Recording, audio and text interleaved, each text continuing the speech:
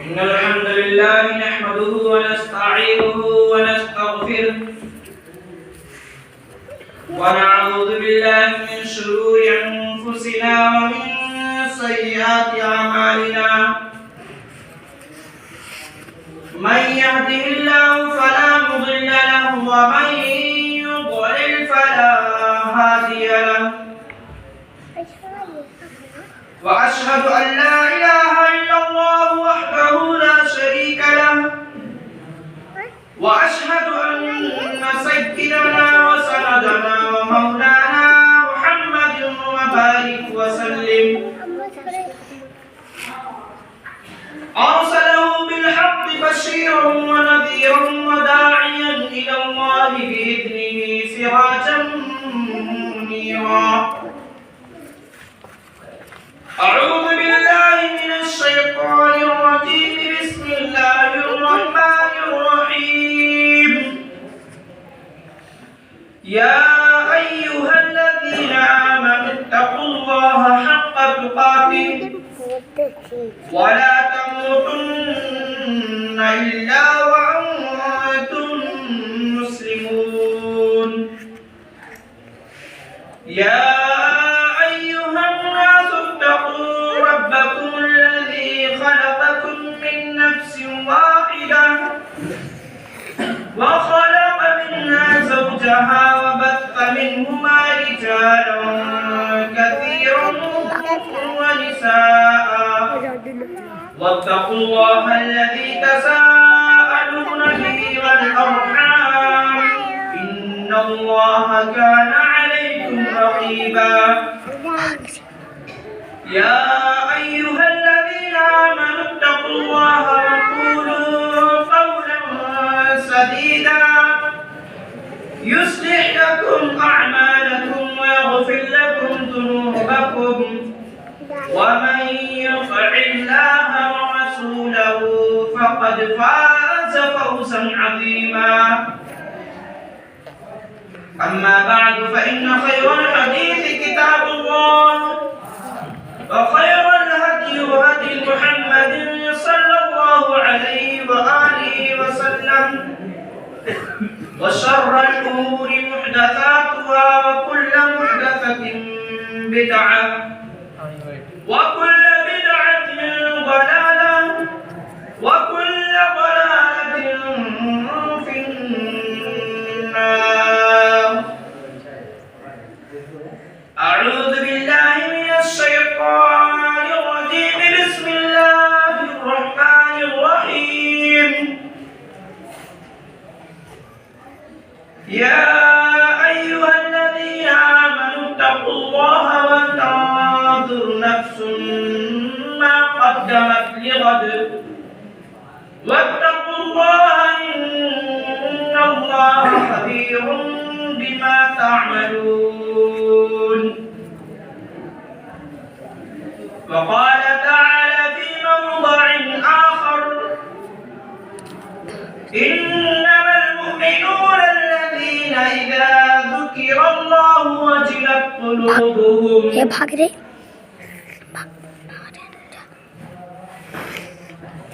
میں پہلے اپنے تمام احباب سے گزارش کرتا ہوں جو باہر بیٹھے ہوئے ہیں میرے بھائی یہ کوئی عام جگہ نہیں ہے. آپ کو سمجھنا چاہیے یہ اللہ کا دربار ہے جس کی بڑی اہمیت اور فضیلت ہے، اور ہم اس کی بے حرمتی کر رہے ہیں. اگر اس طرح سے ہم اخلاق کا مظاہرہ کر رہے ہیں تو گویا ہم اللہ سے مسخرہ اور اس کی بے عزتی کرنا چاہتے ہیں. حالانکہ ہمارے بے عزتی کرنے میں اللہ کا کچھ کمی ہونے والا نہیں ہے، اس میں ہمارا خسارہ اور گھاٹا ہے.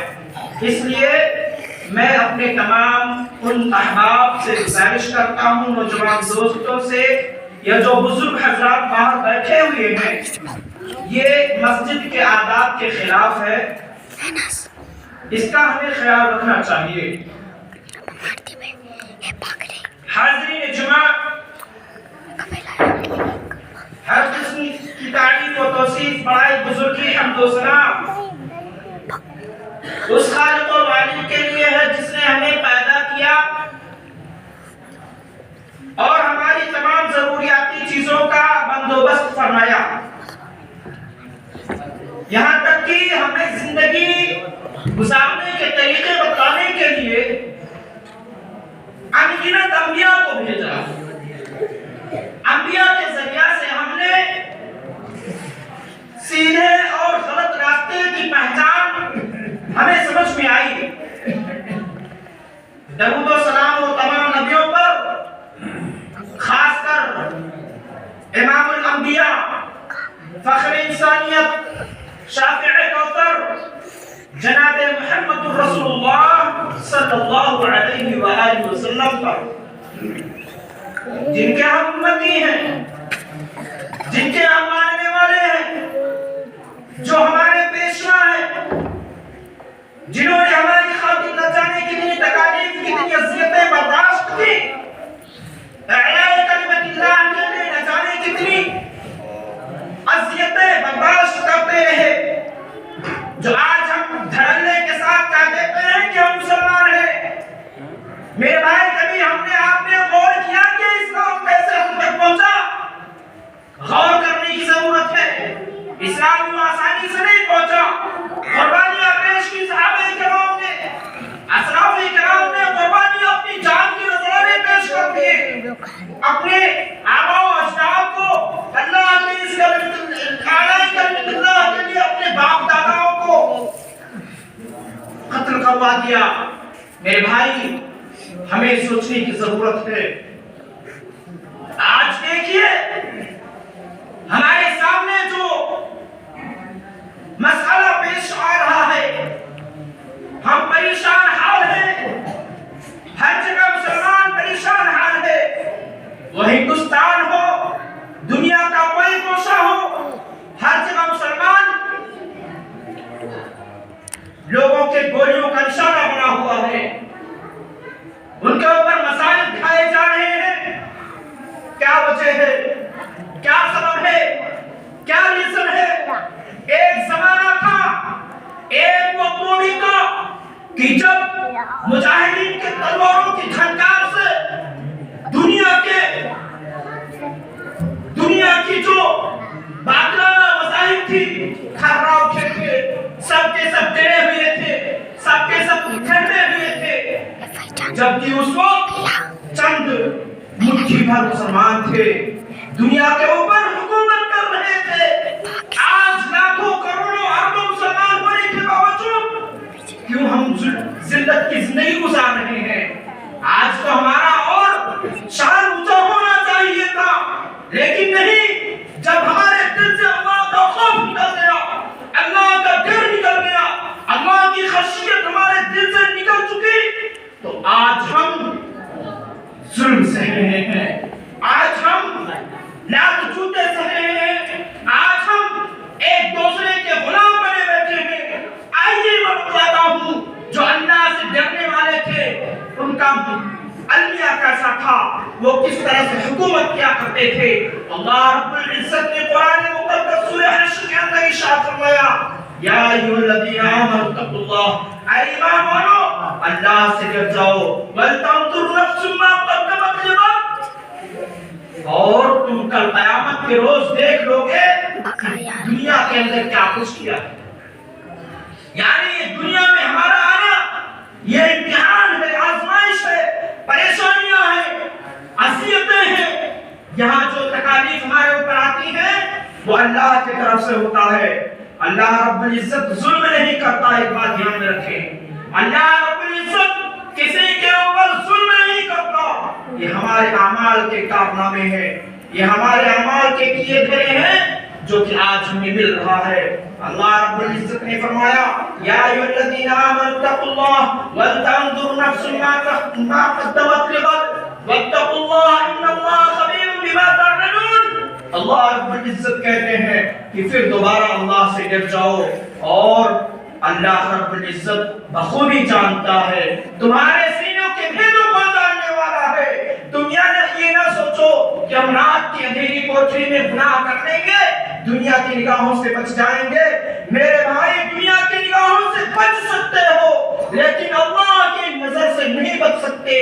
جب ہمیں جس کی نگاہ سے بچنا چاہیے تھا اس سے نہیں ڈر رہے ہیں. لوگوں کا ڈر ہمارے سینے میں پیدا ہو گیا، لوگوں کا ڈر، انسان کا ڈر، اپنے ماں باپ کا ڈر، سماج کا ڈر ہمارے سینوں میں ہے کہ اگر ہم یہ غلطی کر رہے ہیں کوئی دیکھ لے گا تو ہمارا کیا حشر ہوگا، ہمارا کیا معاملہ ہوگا. حالانکہ اسے چاہیے تھا کہ اللہ دیکھ رہا ہے جو ہم کام کر رہے ہیں، جو عمل کر رہے ہیں، اللہ دیکھ رہا ہے. یہی وجہ ہے کہ آج ہم لاکھ جوتے کھا رہے ہیں، آج ہم غلام بنے بیٹھے ہوئے ہیں. یہی وجہ ہے. آئیے میں بتاتا چلوں، اللہ سے ڈرنے کی بات آ گئی تو بتلا دوں. اللہ رب العزت قرآن مقدس سورہ انفال کے اندر ارشاد فرماتے ہیں انما المؤمنون الذین اذا ذکر اللہ وجلت قلوبہم، کہ مومن تو وہ ہے کہ جن کے سامنے اللہ کا ذکر کیا جائے، اللہ کا بیان کیا جائے، اللہ کی آیتیں سنائی جائے تو ان کے روکتے کانپ اٹھتے ہیں، ان کے روکتے کانپ اٹھتے ہیں، ان کا دل دہل اٹھتا ہے، ان کے اندر اللہ کا ڈر پیدا ہو جاتا ہے. مومن کو آج ہمارے سامنے بہت سارے تقاریر، بہت سارے حدیث پیش کیے جاتے ہیں، کوئی پرواہ نہیں، کوئی فکر نہیں، ہم جو کہ تو اپنی زندگی گزار رہے ہیں. آئیے میں بتلاؤں کہ اللہ سے ڈر کیا ہوتا ہے. جب ہم کسی انسان کے بارے میں، کسی کے بارے میں سمجھیں گے، دیکھیں گے، تبھی ہم گمان کر سکتے ہیں کہ فلاں بندہ نیک ہے یا فلاں بندہ برا ہے یا فلاں صاحب کس مزاج کے ہیں. جب ہم سے اور ان سے ملاقات ہوگی تبھی ہم گمان کر سکتے ہیں. جب ہم اللہ کو دیکھیں نہیں تو ڈریں گے کیسے؟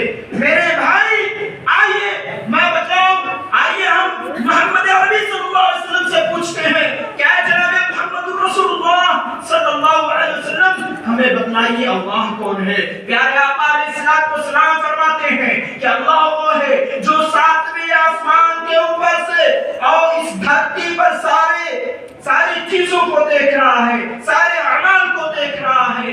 اور یہی نہیں بلکہ اللہ تو وہ ہے جو اندھیری رات میں، تاریک رات میں، کالے پتھر پر کالی چوٹی ریگ رہی ہو تو اللہ دیکھتا ہے اور اس کے ریگنے کی آواز کو بھی سنتا ہے، اس کے چلنے کی آواز کو بھی اللہ سنتا ہے. اللہ تو وہ ہے.